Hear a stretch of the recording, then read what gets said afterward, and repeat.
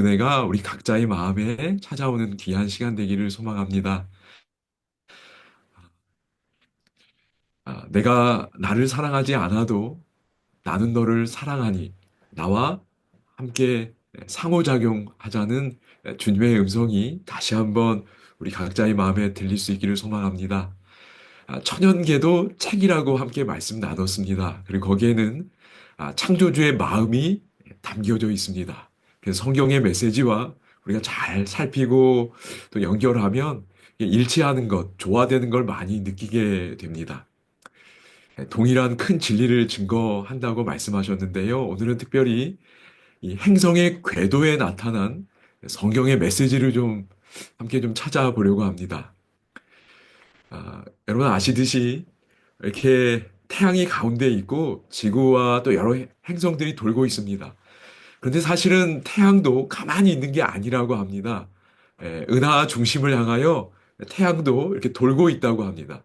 그러니까 돌고 있는 태양을 또 지구가 돌고 있고 여러 행성들이 돌고 있고 또 그런 돌고 있는 지구를 또 달이 돌고 있고 막 이런 이미지를 떠올리시면 좋을 것 같습니다.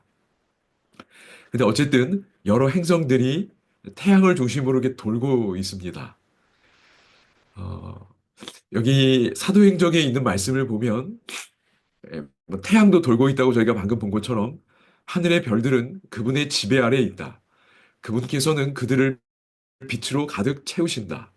그분은 그들의 운동을 지도하고 지휘하신다 그랬습니다. 그러니까 하나님의 빛을 주실 뿐만 아니라 궤도를, 운동을 지도하고 지휘하신다고 말씀하셨습니다. 그리고 이렇게 하나님께서 하지 않으시면 다 떨어진 별이 된다고 그랬어요. 그런데 이 말씀이 사도행전에 기록되어 있는 건 여러분 아시는 것처럼 예수님의 손에 일곱 별이 들려져 있습니다. 교회 지도자들이 그분의 손 아래에 있는 거예요. 손 안에 있는 겁니다. 그래서 하늘의 별들이 하나님의 지도를 따라 이렇게 운동하고 있는 것처럼 이 땅의 교회 지도자들이 또한 저희들도 하나님의 지도 아래 살아가야 된다는 겁니다. 그래야 떨어진 별이 안 되는 겁니다. 하나님의 지도와 지휘를 받지 않으면 잘못하면 떨어진 별이 된다는 거예요. 하늘의 이 여러 행성들 또 항성들 별들이 계속해서 궤도를 따라 움직이는 것처럼 오늘 우리의 삶도 하나님의 궤도 속에 늘 머물러야 됩니다. 그래서 방금 저희가 살펴본 것처럼 이 항성들 또 행성들이 궤도를 따라 움직입니다. 특별히 여기 과학 한 책에 보면 중력에 의해서 그 궤도가 만들어진다고 합니다. 정말 신기합니다. 붙어 있지 않는데도 이 중력이라는 힘에 의해서 궤도가 형성이 되고 유지가 되는 겁니다. 이게 뭐 저절로 되는 것이 아니고 하나님의 법칙 속에 또 그분의 손길 속에 이루어진다고 믿습니다. 그런데 이 궤도가 여러분 좀 여쭤보겠습니다. 이 두 도형이 있습니다. 하나는 원이고요. 하나는 타원입니다. 여러분 눈으로 보기에 어떤 도형이 좀 예뻐 보이시나요? 그런데 이 궤도는 원으로 이루어져 있을까요? 아니면 타원 모양일까요? 저희가 그 결혼식 때 예배 부를 때, 그 찬미 부를 때, 둥근 사랑이라고 합니다. 네. 영어로는 perfect love, 완전한 사랑인데, 한글 가사는 둥근 사랑이에요. 그래서 원이 좀 완전해 보이고 예뻐 보입니다. 타원은 어딘가 모르게 좀 찌그러져 보입니다. 그런데 여러분, 하늘의 궤도는 원이 아니라 타원입니다. 타원 궤도예요. 여기 한 책에 보면 모든 위성은 달과 같은 게 위성이지요. 행성, 예를 들면 지구입니다. 지구를 타원으로 돕니다. 그리고 모든 행성은 예를 들면 지구지요. 항성, 태양과 같은 존재를 타원으로 돌아요. 그러니까 지구는 지금 태양 주위를 타원으로 돌고 있습니다. 그리고 모든 항성은 지구와 같은 항성은 죄송합니다. 제가 잘못 넣어놨네요. 항성 태양입니다. 태양은 은하계를 타원으로 돕니다.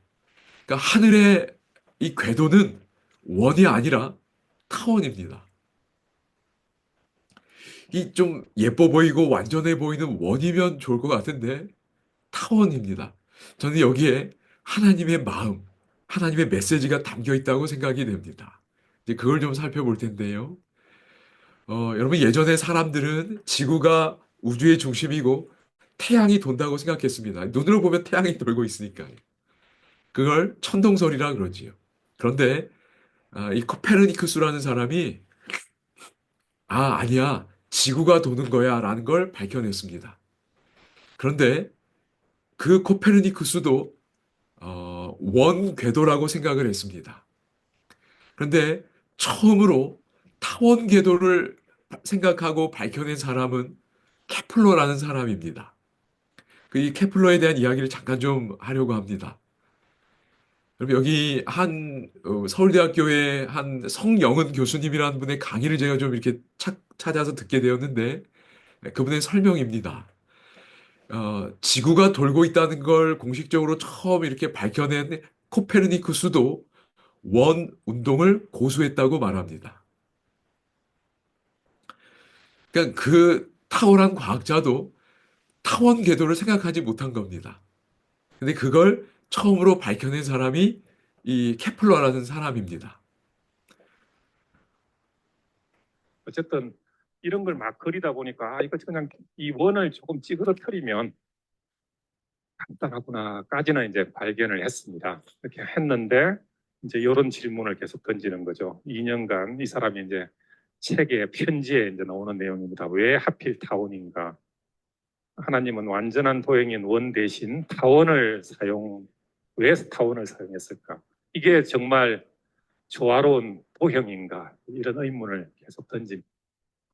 여러분, 한 교수님이 설명해 주신 것처럼 케플러는 아, 이게 그러니까 그원 궤도라고 생각하면 여러 문제가 있었나 봅니다. 여기 8분의 5차가 있었다고 하는데 근데 그걸 살짝 찌그러뜨리면 그 문제가 해결이 되는 겁니다. 그런데 옛날 과학자들은 다 하나님을 믿는 분들이 참 많았는데요. 케플러도 그랬습니다. 케플러가 2년 동안 어떤 고민을 했냐면 왜 하필 타원이지? 다 하나님이 만드신 건데 이게 왜 하필 타원일까? 왜 하나님은 완전한 도형인 원 대신 타원을 사용하셔서 그 타원 궤도를 만드셨을까? 이 타원이라는 게 하나님이 사용하실 만한 그런 조화로운 도형인가? 이런 고민을 2년 동안 했다는 겁니다. 여러분, 원은 어떤 도형이냐면 가운데 중점이 하나가 있습니다. 그리고 그 센터에서, 그 중점에서 일정한 길이, 여기 실처럼 표현되었는데 일정한 길이를 이렇게 만듭니다. 그리고 그 실 끝을 뭐 연필 같은 걸로 이렇게 딱 고정하고 그 같은 거리에 있는 점들을 삥 모으면 그게 원입니다. 그러니까 가운데 중점에서 같은 거리에 있는 점들을 삥 두르면 그게 원이 되는 겁니다. 여기 이제 실이라고 생각하시면 되는데 그러면 타원은 어떤 도형인가? 네, 설명을 좀 듣겠습니다. 타원은 이렇습니다. 타원은 원이 점이 하나가 아니고요. 아무데나 두 점을 이렇게 이 못을 두 점에 박고 실을 이렇게 연결해서 이렇게 쭉 돌리면 타원이 됩니다. 두 점으로부터 같은 길이의 합이 타원입니다. 요 이제 두 점을 초점이라고 그럽니다. 초점. 여러분 원과 비교해서 보시면 차이점 아시겠지요? 원은 가운데 점이 하나가 있습니다. 네, 그리고 그걸 뭐 못으로 박는지 해가지고 실을 연결합니다. 그럼 실은 길이가 일정하지요. 그리고 그 실을 삥 두르면 같은 거리에 있는 점들이 모아집니다. 그게 원입니다. 그런데 타원은 어때요? 네, 점이 가운데 하나가 있지 않고 점이 두 개입니다. 이걸 중점이라 하지 않고 초점이라고 합니다. 그리고 똑같은 실인데 그 실을 그 두 점에 다 연결하는 겁니다. 그리고 연필로 삥 둘러요. 그러면 실은 길이가 일정하니까 그것도 어떤 점들이 모아지고 모양이 나옵니다. 그게 타원입니다. 두 점으로부터 같은 거리에 있는 점들의 모음입니다. 그러니까 어쨌든 중요한 건 두 점이라는 거예요. 그걸 초점이라고 부릅니다. 그럼 케플러가 이걸 발견하고 생각해내고도 오랫동안 고민하다가 타원 궤도가 맞다는 걸 확신하게 된 결정적인 이유가 있었다고 합니다. 그걸 잠깐 듣겠습니다. 타원은 이렇습니다. 근데 마침내 케플러가 이 타원을 결국 인정하게 된 게, 이 태양이 이 가상의 두 초점 중에 하나 위에 있다는 것을 이제 계산상 알아내고 나서 확신을 하게 됩니다. 그러니까 이제 뭐 하나님이든 어떤 존재가 하나님이 이 우주에다가 두 초점을 가지고 타원을 그린 다음에 그 하나에 태양을 두셨구나. 본인의 이제 신앙으로는 그렇게 이야기했고, 뭐 이거는 종교가 있든 없든 이건 정말 신기한 현상 아닙니까? 이제 어찌 보면 타원의 두 초점 중에 하나에 태양이 있다는 것. 이 우주가 이 두 초점의 위치를 아는 것도 아닌데 그 지점에 태양을 두고 그 궤도를 이렇게 돌게 이렇게 만들었다는 겁니다. 이게 이제 어찌 보면 케플러 타원 궤도를 확신하게 되는 그런 배경이 됩니다. 이게 케플러 제1법칙. 여러분, 참 신기하지 않나요? 예, 타원이 두 초점을 갖는 도형인데 태양이 어디에 있다고요? 아무 데나 자리 잡은 게 아니라 두 초점 중에 하나에 딱 자리를 잡고 있다는 겁니다.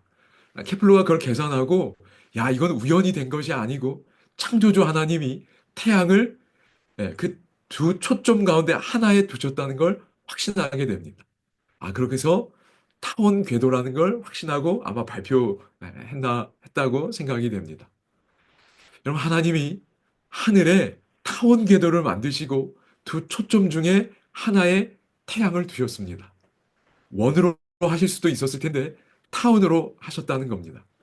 저는 여기에 하나님의 마음이 담겨 있다고 생각이 됩니다. 예를 들면 여기입니다. 여러분, 여기 요한일서 4장 13절이 있는데요. 두 초점을 좀 찾아보시기 바랍니다. 여러분, 하나님이 우리의 삶을 타원 궤도로 지도하고 지휘하신다고 저는 생각이 됩니다. 많은 경우에 있어서 우리는 타원, 두 초점을 가진 타원 궤도 속에 하나님의 이끄심을 받는다고 생각이 됩니다. 그럼 저희가 하나님을 사랑한다고 말을 하는데 그럴 때 하나님은 우리에게 또 다른 초점을 하나 제시합니다. 하나님이 원의 중심에 놓이지 않으시고요. 타원 궤도 속에 두 초점 중에 하나에 그분을 두셨다고 생각이 됩니다. 여기 보면 누구든지 하나님을 사랑하노라 하고 그 형제를 미워하면 이는 거짓말하는 자니 보는 바 그 형제를 사랑하지 아니하는 자는 보지 못하는 바 하나님을 사랑할 수 없다고 그러셨어요. 너 나 사랑하니? 그러면 너 지금 너의 눈앞에 있는 그 형제를 그 사람을 사랑하라는 말씀이지. 다시 말해 하나님은 원의 중심에 자리 잡으려고 하지 않으시고 너가 나를 정말로 사랑하면 너의 형제를 사랑하라고 또 다른 너의 인생의 초점으로 두라고 말씀하신다고 생각이 됩니다. 그러니까 하나님과 사람이 마치 정말 동등한 것처럼 네, 그 위치가 네, 동일한 초점의 자리에 놓여야 된다고 말씀하신다고 생각이 됩니다.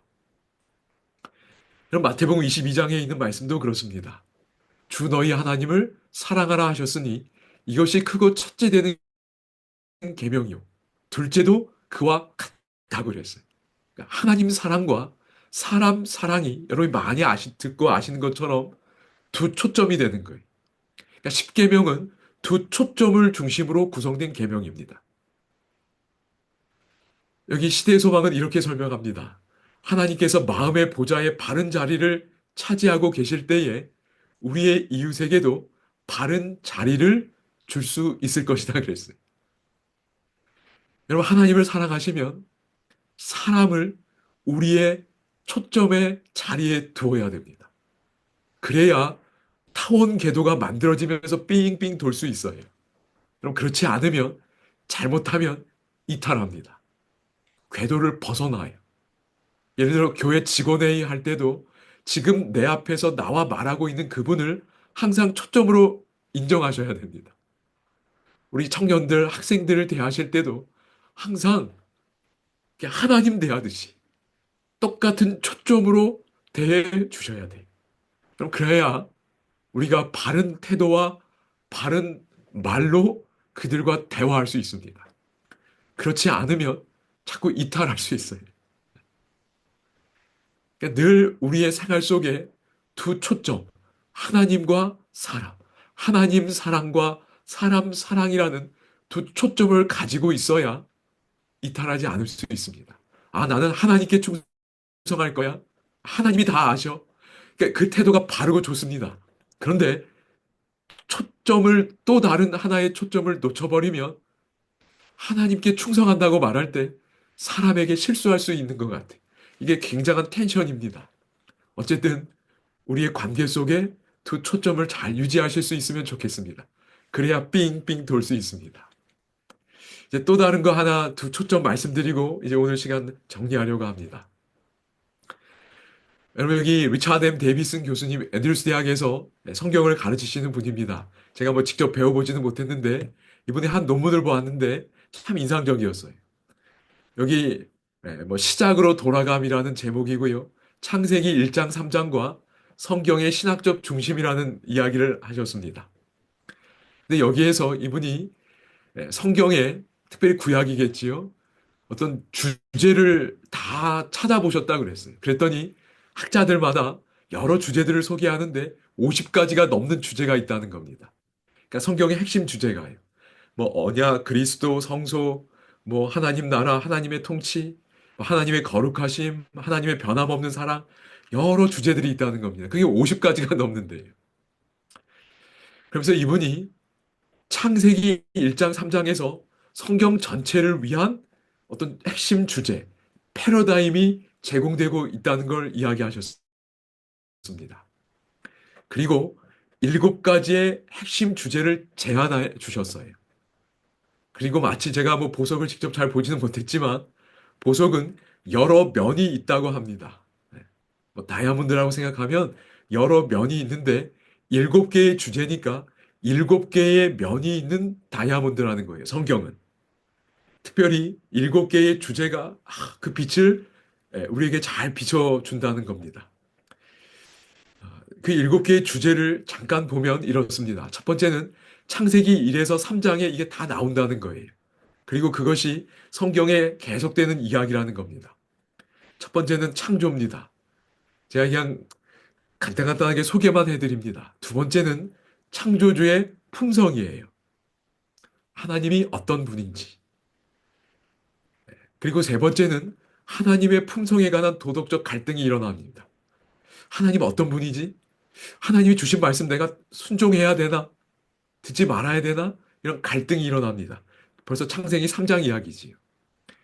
그 다음에 아시는 것처럼 범죄했습니다. 하나님의 명령을 어겼습니다. 그때 하나님이 복음의 언약을 약속해 주십니다. 특별히 3장 15절에 이게 나타나 있지요. 그리고 특별히 그 언약의 약속 가운데 인간이 할 수 없는 일을 대신해 주겠다는 약속이 들어 있습니다. 대속의 속죄입니다.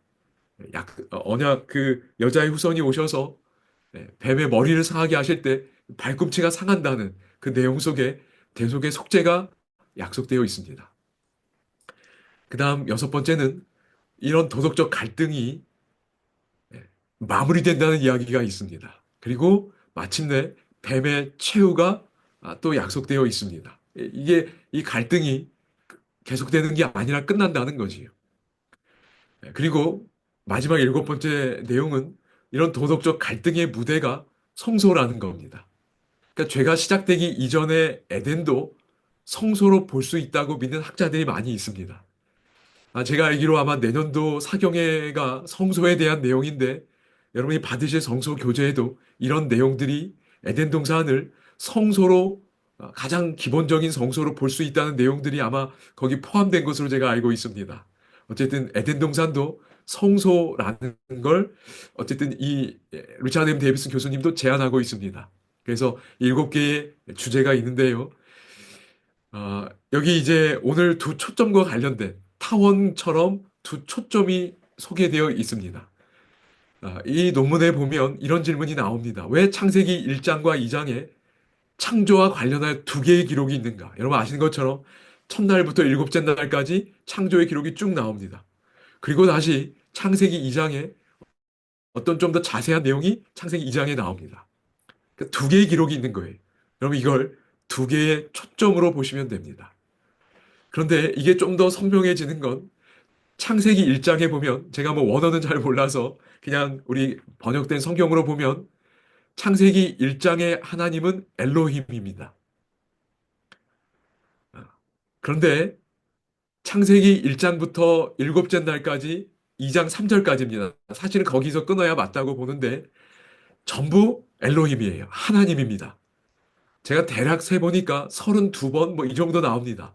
어쨌든 30번 넘는 게 하나님이라는 기록이 하나님이 뭐 창조하셨다는 기록이 나오는데 전부 하나님이고 엘로힘입니다. 그런데 창세기 2장 4절부터는 또 다른 기록이 시작이 돼요. 여기는 11번 정도 나오는데 전부 여호와 하나님입니다. 그러니까 창세기 1장에 없던 여호와라는 단어가 들어가 있는 거예요. 그러니까 창세기 1장의 하나님은 엘로힘 하나님이고 창세기 2장의 하나님은 여호와 하나님입니다. 그래서 여러분이 이 기록을 이게 왜 그렇지? 많은 학자들이 궁금하게 여겼어요. 여러분 타원 궤도는 설명해줘요. 두 초점을 주는 겁니다. 그러니까 우리가 하나님을 생각할 때 두 초점을 가져야 돼. 하나는 엘로힘이고 하나는 여호와 하나님이에요. 이 논문의 설명은 이렇습니다. 유대 기독교 전통에 참된 하나님만이 무한하신 분이자 인격적인 분이시라는 거예요.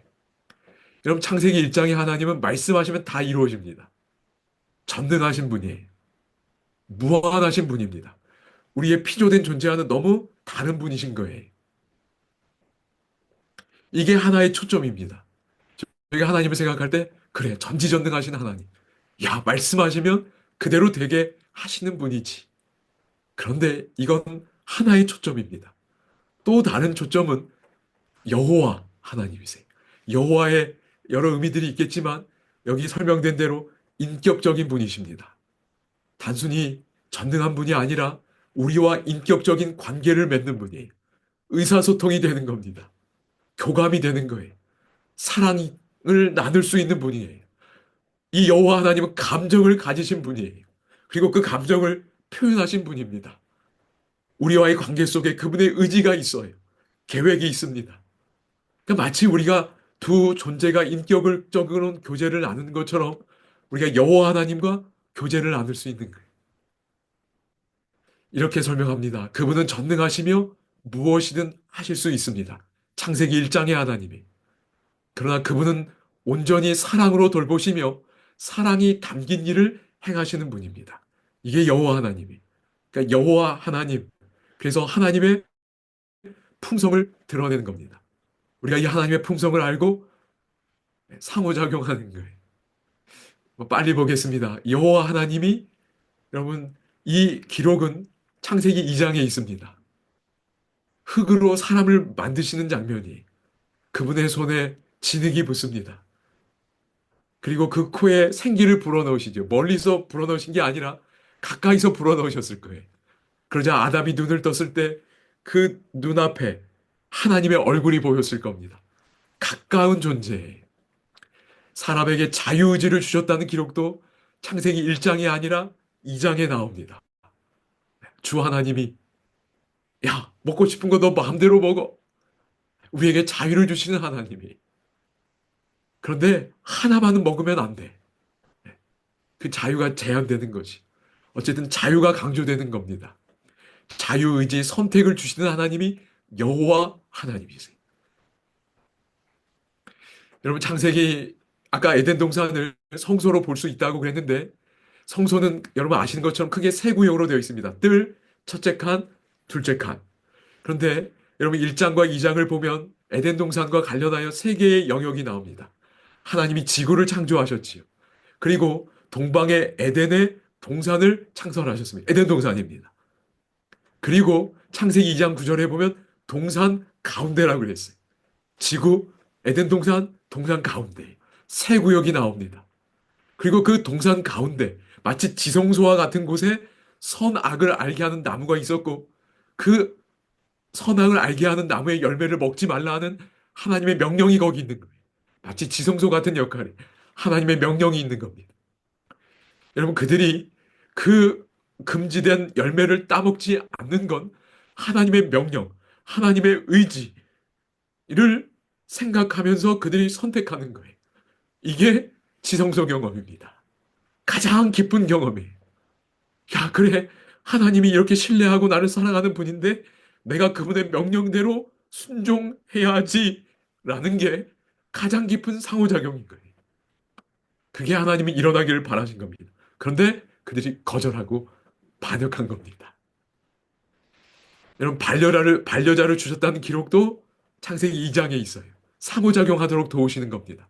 배필을 만드시고 깊이 잠들게 하시고 그리고 아담에게 데려오시는 이런 모습들이 하나님의 품성을 보여주는 거예요. 여기 한 목사님의 설교 요 장면 설명하는 거 듣고 이 시간 마치겠습니다. 구약의 안식과 신약의 안식이 바뀔 수가 없습니다. 그렇기 때문에 예수님이 돌아가실 때도 어느 날 돌아가셨어요? 딱 여섯째 날 돌아가시고, 왜냐하면 여섯째 날 아담이 어떻게 됐어요? 깊이 잠들게 하시네. 옆구리를 뜯어가지고 피와 물이 흐른 다음에 그곳으로 뭘 만들었어요? 하와를 만들어서 아내로 주었습니다. 로마서 5장과 고린도서 15장에 보면 예수님은 둘째 아담이라고 했어요. 그렇죠? 또 예수님을 뭐라고 했어요? 아담은 오실자의 표상이라고 했어요. 원형은 예수님입니다. 진짜 아담이신 예수님이, 둘째 아담이 예수님이 오셔서 똑같은 여섯째 날 어디가 터졌어요? 옆구리가 터지고 깊이 잠들매. 잠들은 죽음입니다. 깊이 잠들 때 옆구리가 터지면서 물과 피가 흐른 다음에 여기서 누가 탄생해요? 예수님의 아내로 삼긴데 뭐 탄생하는 거예요? 하와가 탄생하는 거예요. 교회. 그리고는 안식에 들어갔습니다. 똑같습니까? 아멘. 완전한 상징이 완전한 상징. 그대로 똑같은 일을 했. 네, 여러분 잘 이해하셨으리라 생각이 됩니다. 여호와 하나님이 아담에게 반려자를 그 주는 모습 속에서 그것 자체가 하나님이 어떤 분인지를 드러내는데 그 모습 속에서 그리스도와 교회의 관계, 그리스도와 우리의 관계가 잘 보여집니다. 하나님이 어떤 분이신지. 여러분, 하나님이 깊은 사랑과 희생을 통해 우리를 만드신 겁니다. 그리고 상호작용하기를 원하시는 거예요. 그 하나님이 여호와 하나님이십니다. 의지와 계획과 뜻을 가지고 우리와 깊은 교제를 나누기 원하십니다. 내가 나를 사랑하지 않아도 나는 너를 사랑하니 나와 상호작용하자는 그 여호와 하나님, 그 하나님의 마음을 알고 저희가 오늘 하루도 깊은 상호작용 속에 살아가는 이 하루가 되기를 소망합니다. 기도드리겠습니다.